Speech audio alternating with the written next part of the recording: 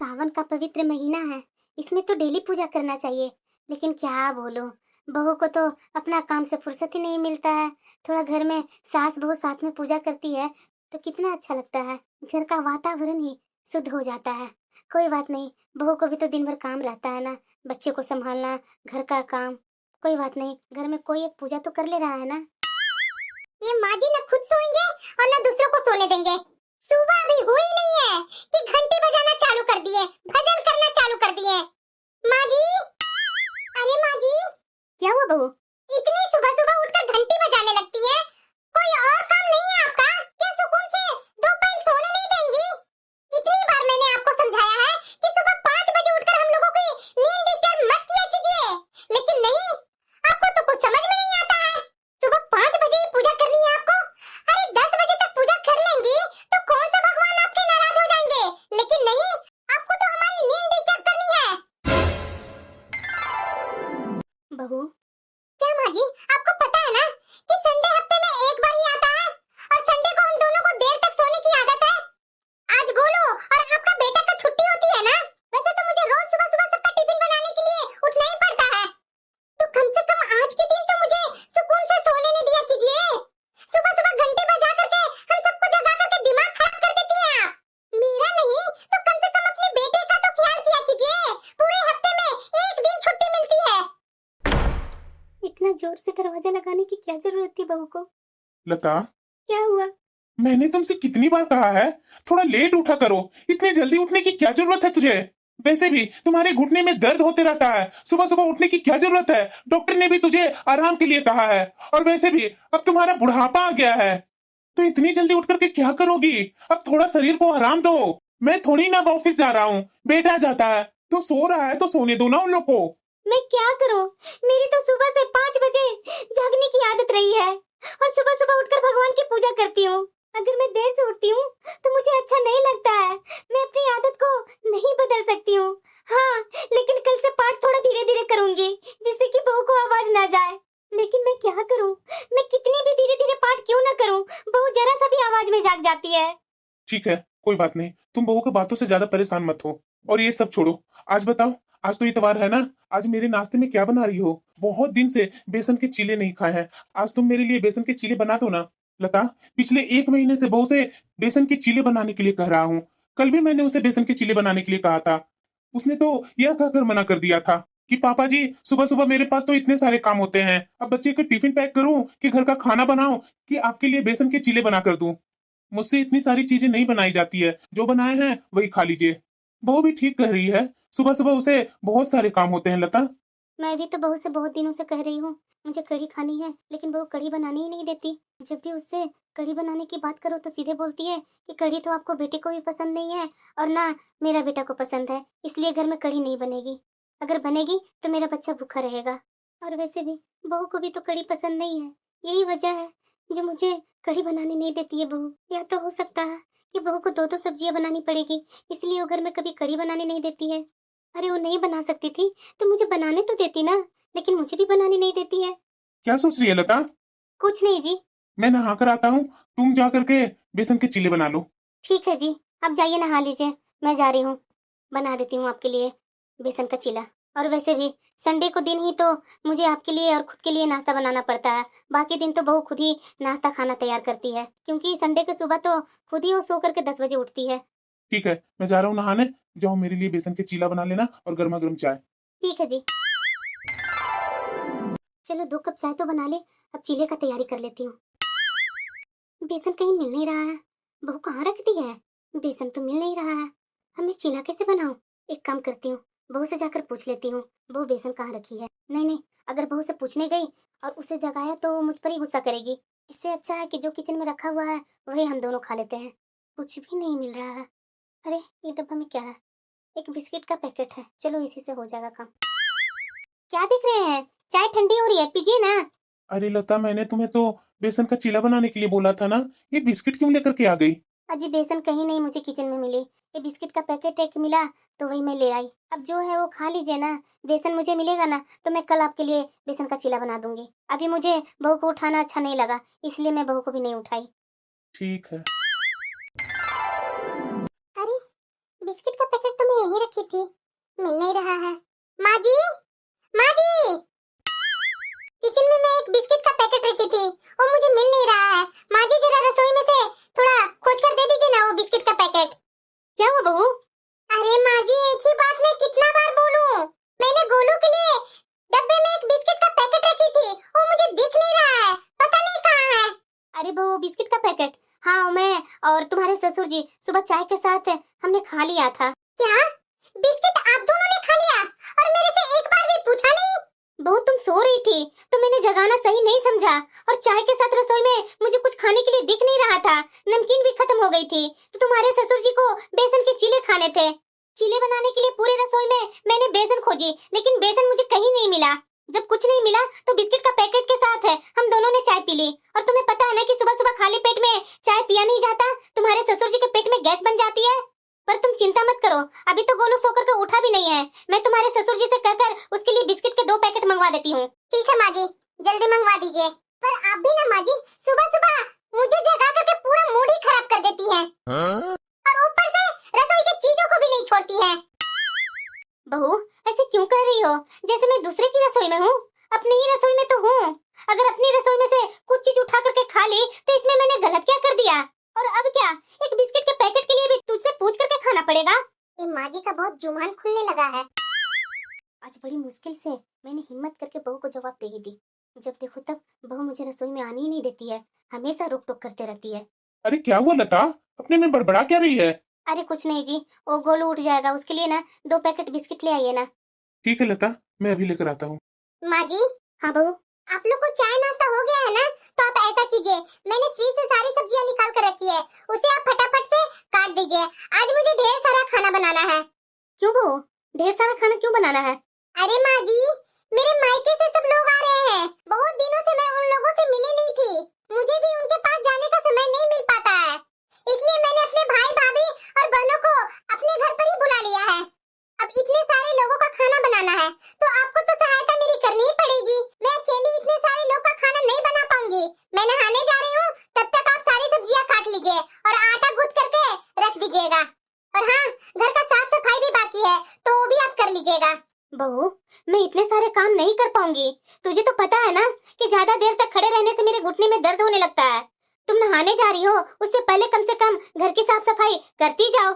मैंने तो नहा लिया है, नहाने के बाद मुझसे कोई साफ सफाई का काम नहीं होता है, पूरे कपड़े मेरे गीले हो जाते हैं और फिर मुझे दोबारा नहाना पड़ेगा, और दोबारा नहाने से जोड़ों में दर्द होने लगता है।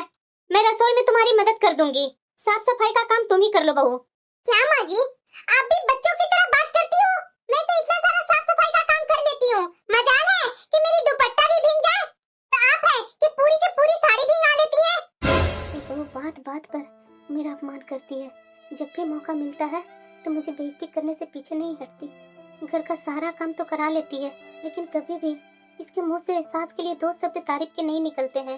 ये बहू तो हमेशा इसी मौके के तलाश में रहती है कि कब अपनी सास के 4 बातें सुना सकूं, उसमें कमियां निकाल सकूं।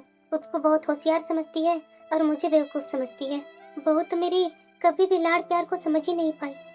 अरे बहू को तो मैं अपना समझ करके ही सहायता करती हूँ।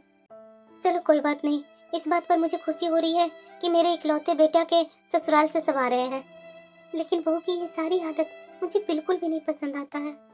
मेरा इकलौता ही तो बेटा था, मैं पहले कितना सपने देखी थी कि मैं अपने बेटे की शादी करूंगी तो घर में बहू आएगी, अपनी बहू को मैं बेटी की तरह रखूंगी, कभी भी कोई शिकायत का मौका नहीं दूंगी। जिंदगी में भगवान मुझे सब कुछ तो दे दिया, लेकिन एक बेटी ही नहीं दिया। उस बेटी का ही तो मलाल था जिंदगी भर, लेकिन बहू को मैंने देखा तो मैंने सोचा कि चलो बहू के रूप में मुझे भगवान एक बेटी दे दिए हैं, इसीलिए तो बहू की हर गलतियों को मैं माफ करती हूँ कि अगर इसकी जगह पर मेरी बेटी होती तो क्या मैं उसके साथ ऐसा ही करती, ऐसा ही व्यवहार करती? कभी नहीं करती। इसलिए तो मैं खुद का आकलन करके बहू के साथ कभी गलत व्यवहार नहीं करती हूँ, लेकिन बहू मुझे कभी अपना मानती ही नहीं है। बहू तो अपनी सास में ही कमियां निकालते रहती है, मुझे सुनाने का मौका ढूंढते रहती है। चलो बहू बोल करके गई है सब्जियां काटने के लिए, जाकर सब्जियां काट देती हूँ। चलो सब्जियां भी कट गई, आटा भी मैं गूंथ दी, पूरा किचन काउंटर भी साफ कर दी हूँ। अब बहू आएगी तो सब्जियां बना लेगी। जब तक बहू नहाने गई है तो मैं पोता पोती को उठा करके ब्रश करवा देती हूँ। देखिए जी, मेरा गोलू ना नहा भी लिया है, ब्रश भी कर लिया है और नाश्ता भी कर लिया है। सब मैं करवा दी हूँ। इसे ले जाइए और बाहर घुमा कर ले आइए, क्योंकि घर में मेहमान आने वाले हैं बहू के मायके से। बहुत सारा काम है जी, और गोलू परेशान करेगा, इसलिए मैंने इसे खिला पिला दिया है। आप इसको घुमा करके ले आइए, तब तक हम दोनों सास बहू मिलकर के घर के सारे काम समेट लेंगे। ठीक है लता, चलो बेटा, दादा पोता चलते हैं पार्क। जी दादाजी। चलो, गोलू चला गया दादा के साथ, जब तक मैं और काम बाकी है वो कर लेती हूँ। अरे यार दिनेश कहाँ जा रहा है? मैं तुम्हारे पीछे ही हूँ। अरे यार तुम, कुछ काम है क्या? अरे यार काम रहेगा तभी मैं तुमसे मिलूंगा। अरे यार मैं क्या करूं, खुद का बिजनेस है तो बिजनेस में ही ज्यादा मेरा टाइम जाता है। अरे यार तुम तो बहुत ही सौभाग्यशाली है कि तुम्हारे पापा का खुद का बिजनेस था, उसी बिजनेस को तुम आगे बढ़ा रहे हो। एक हम लोग को देखो, नौकरियां पाने के लिए कितने चपले घिसता हूँ, तब कहीं जाकर के नौकरी मिलती है और उसमें भी अच्छा पगार नहीं रहता है, फिर दूसरी जगह ट्राई करता हूँ। अरे यार तो तुम क्या चाहता है कि मैं भी तुम्हारी तरह नौकरियां करूं? अरे मेरे पापा का इतना बड़ा बिजनेस था, अगर उसको पापा के ऊपर छोड़ देता तो अकेले कैसे संभाल पाते। इसलिए तो मैं नौकरी नहीं किया और पापा का बिजनेस मैं संभालना चालू कर दिया। अच्छा यार, अच्छा है। तो चलो, वॉकिंग नहीं करना है? हाँ हाँ यार चलो। अरे भाभी, इतना सारे सामान लाने की क्या जरूरत थी? दीदी, हम लोग आपके भाई भाभी हैं, तो इतना उपहार तो आपका बनता है ना। और हाँ दीदी, इसमें देखिएगा, माँ जी आपके लिए स्पेशल देसी घी का लड्डू बना करके भेजे हैं। हाँ भाभी, और तो मैं देख ही रही हूँ, ये लड्डू का डब्बा तो मैं अपने रूम में ही रखूंगी। भाभी, चाय नाश्ता तो किए हुए आप लोग को काफी टाइम हो गया है। भैया भाभी, चलिए ना आप लोग खाना खा लीजिए। ठीक है दीदी। ये बहू को तो कुछ समझना चाहिए था ना। अभी इसके मायके वाले सब खाना खा लिए थे, तो थोड़ा टाइम छोड़ करके थोड़ा मेरी किचन में मदद कर देती ना।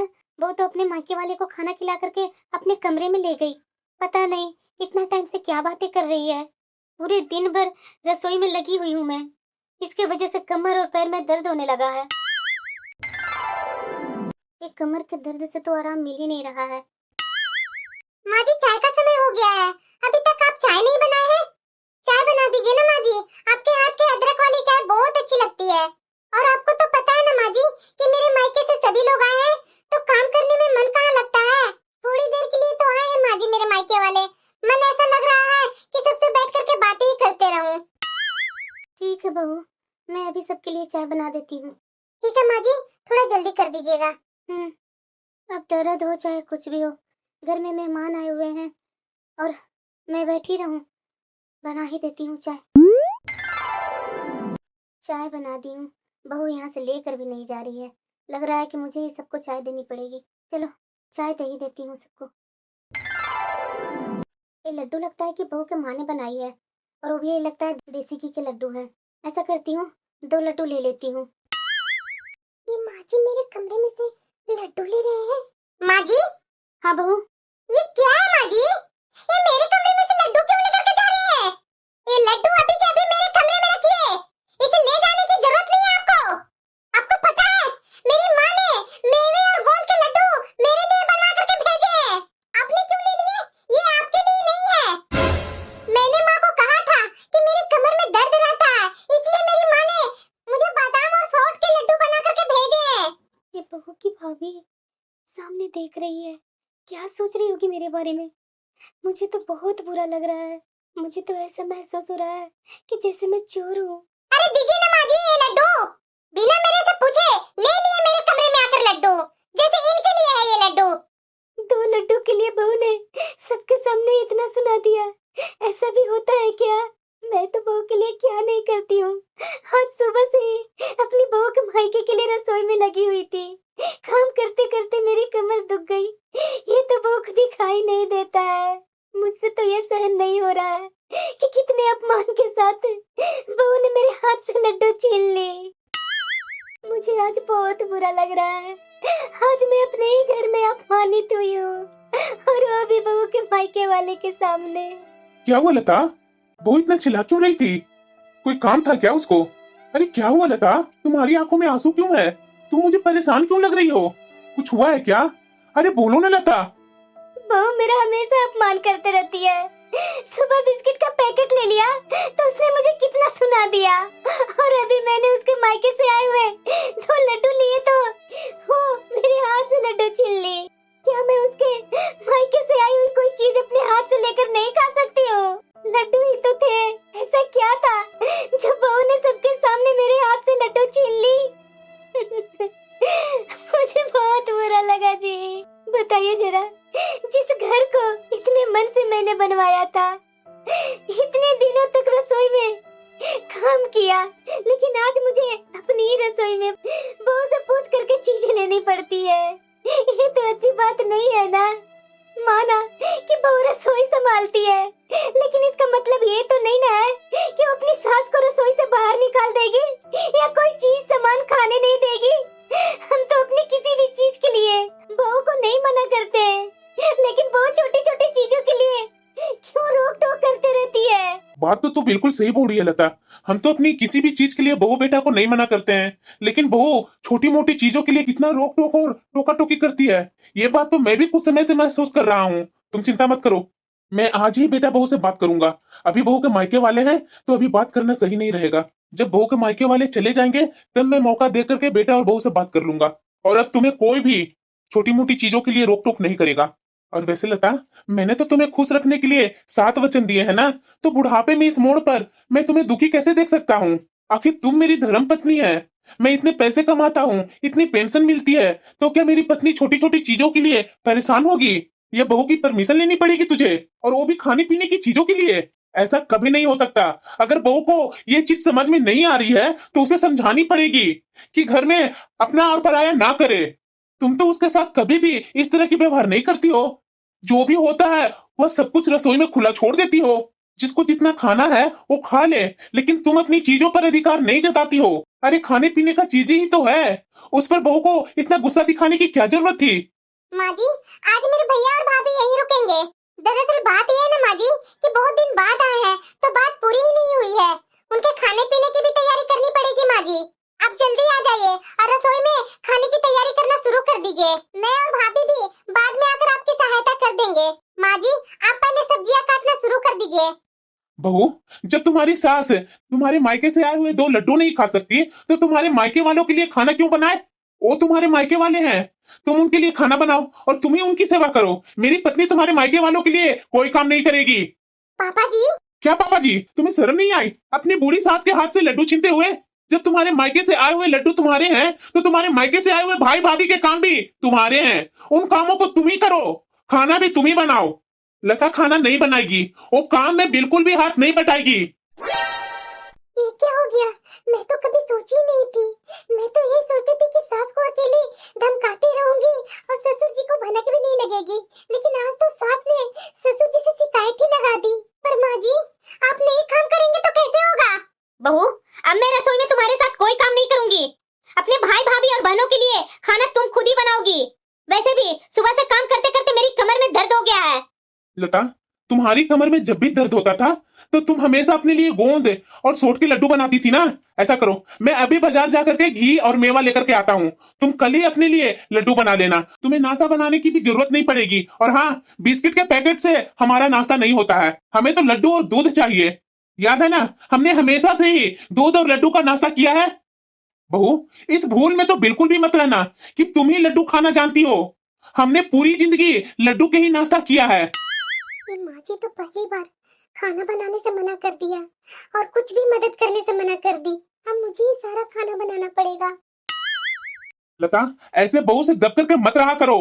अगर आवाज नहीं उठाएगी ना, ये बहू अपने पैर के तले दबा कर रखेगी तुझे। क्या करूं जी? बहू को तो मैंने हमेशा बेटी समझी, लेकिन मुझे क्या पता था ये बहू इस तरीके से निकलेगी। हर जगह मेरी बेइज्जती करती थी, हर चीज में बर्दाश्त करती थी कि इसके जगह पर मेरी बेटी होती तो मुझे तो बर्दाश्त करना पड़ता ना। यही सोच सोच करके बहू की हर गलतियां माफ करते गई। मुझे क्या पता था कि अपने मायके वालों के सामने बहू मेरी ये इज्जत उतार देगी। पूरे 2 घंटे से रसोई में काम कर रही हूँ और मेरी भाभी और बहन आई थोड़ा काम में हाथ बटा करके चली गई, लेकिन सारी जिम्मेदारियां तो मेरे ऊपर ही है। सारा काम मुझे ही करना पड़ रहा है। काम करते करते तो 12 बज गया। इतना काम अकेले मैं कभी भी नहीं ससुराल में की थी। सच में मेरी सास रसोई में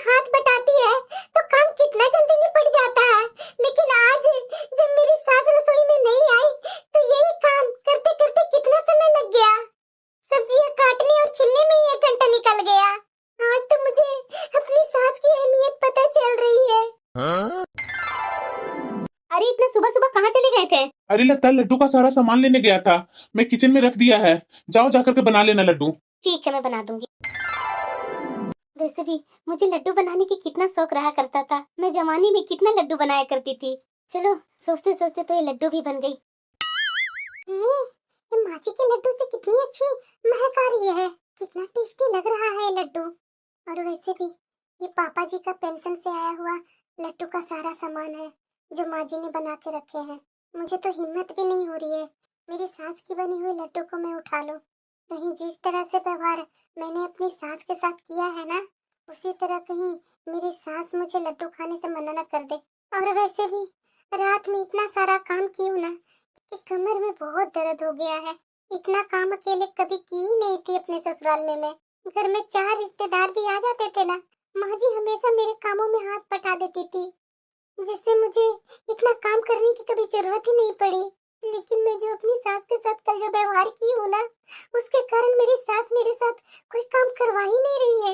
क्या करूँ, कमर में इतना दर्द है ना कि ठीक से खड़ा भी होने का मन नहीं हो रहा है।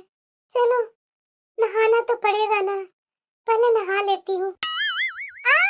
ये क्या हुआ, बहू गिर गई क्या? माँ जी बहुत कमर में दर्द हो रहा है माँ जी। अरे बेटा कहाँ है तू, जल्दी घर आना, बहू को हॉस्पिटल लेकर के जाओ जल्दी, बहू गिर गई है बाथरूम में। डॉक्टर क्या हुआ मेरी पत्नी को? इनकी रीढ़ की हड्डी में चोट आई है, इन्हें आराम करने की जरूरत है। मैं कुछ दवाइयां लिख देता हूँ, हफ्ते भर तक इन्हें खिलाइए, आराम मिल जाएगी। क्या हुआ लता? मैं बहू के कारण बहुत चिंतित हूँ, मुझे बहुत टेंशन लग रही है, बहू की रीढ़ में चोट आ गई है। अब कैसे क्या होगा जी? गोलू को नहलाना, उसका सारा काम करना, स्कूल भेजना, घर के इतने सारे काम। अरे तो मैं क्या करूं? बहू तुम चिंता मत करो, मैं सारे काम कर लूंगी, बस एक बार तुम ठीक हो जाओ। देख बहू, ये मैं लड्डू लेकर के आई हूँ, ये लड्डू तुम खाएगी तो देखना तुम्हें दर्द में आराम मिलेगा। ये लड्डू खाओ बहू तुम, बहुत ही अच्छा लगेगा। मैं अपने हाथों से बनाई हूँ, इसमें बहुत सारी गोंद डाली हूँ जो तुम्हारे कमर दर्द में आराम मिलेगा। पता है बहू, गोंद खाने से कमर दर्द नहीं होता है। तुम पूरे महीने भर इस लड्डू को खाओ, तुम्हें बहुत आराम मिलेगा बहू। जरूरत पड़ेगा ना तो तुम्हारे लिए मैं और लड्डू बना दूंगी। माँ जी, मैंने आपसे कितना भला बुरा कहा, लेकिन आपने मेरी एक भी बात को बुरा नहीं माना। मुझे जरूरत पड़ी तो भाग भाग कर सारे काम कर रही है, मुझे बनाकर लड्डू खिला रही है। यहाँ तक कि मैंने आपके हाथ से मायके से आए हुए लड्डू भी छीन ली थी। लेकिन माँ जी, आपने सारे लड्डू मेरे लिए रख दिए। मुझे माफ कर दीजिए माँ जी, मुझे मेरी गलती का एहसास हो गया माँ जी। माँ जी, मुझे मेरी छोटी सोच पर बहुत शर्म आ रही है। मैं कितनी छोटी सोच वाली हूँ और आपका दिल कितना बड़ा है माँ जी। मुझे आपसे बहुत कुछ सीखना है। मैंने तो एक बिस्किट के पैकेट पर भी आप पर गुस्सा किया। हो सके तो मुझे माफ कर दीजिए माँ जी। अब मैं आपसे कभी भी इस तरह से व्यवहार नहीं करूंगी माँ जी। ये घर जितना मेरा है उतना आपका है। आप इस घर में सबसे पहले आई है तो आपका भी हक है इस घर पर सबसे ज्यादा है। अब मैं आपसे कुछ नहीं कहूंगी, मुझे माफ कर दीजिए माँ जी। बहू, तुझे अपनी गलतियों का एहसास हो गया है ना, यही मेरे लिए बहुत बड़ी बात है। मैंने तो तुम्हें कभी पराया नहीं समझा, लेकिन तुमने ही मुझे अपना समझने में बहुत टाइम लगा दी। लेकिन कोई बात नहीं, तुम्हें बात समझ में आ गई ना, यही मेरे लिए बहुत है। बहू, शादी के बाद गृहस्थी को चलाने के लिए जितना पति पत्नी का योगदान होता है ना, घर को खुशहाल बनाने के लिए उतना ही योगदान सास बहू का भी होता है। अगर सास बहू में खूब बनती है ना, तो घर का माहौल भी हमेशा खुशनुमा रहता है। लेकिन यह कोशिश दोनों तरफ से होनी चाहिए। अगर एक तरफ से कोशिश होती रहेगी ना, तो माहौल कभी नहीं सुधरेगा। सास को भी समझना चाहिए और बहू को भी समझना चाहिए। सास बहू की जोड़ी ही कुछ ऐसी होती है जहाँ पर रूठना मनाना और खट्टी मीठी नोकझोंक पूरी जिंदगी चलती रहती है। रिश्तों को संभाल कर रखना हमारी जिम्मेदारी है। जी पापा जी, मैं समझ गई। मैंने बहुत गलतियाँ की थी नादानी में, लेकिन अब ऐसा नहीं करूंगी पापा जी, मुझे अक्ल हो गई है। पूनम, मैं नहीं जान रहा था कि तू पीठ पीछे इस तरह से कर रही थी। मुझे माफ कर दीजिए जी। हाँ बेटा, जो हो गया जो हो गया। अब बहू अपना गलती मान रही है ना, अब आगे से वैसा कुछ नहीं करेगी। तो बेटा, अब से मेरे घर में पुराना बात को लेकर के कोई नहीं फैलाएगा। अब नए तरीके से नए रंग में ढलो, पुराना कुछ भी याद करने से कोई फायदा नहीं, समझा ना? अब हो गई गलती तो हो गई, बहू को तो पछतावा है ना, इसी में हम लोग को खुशी है। जी पापा।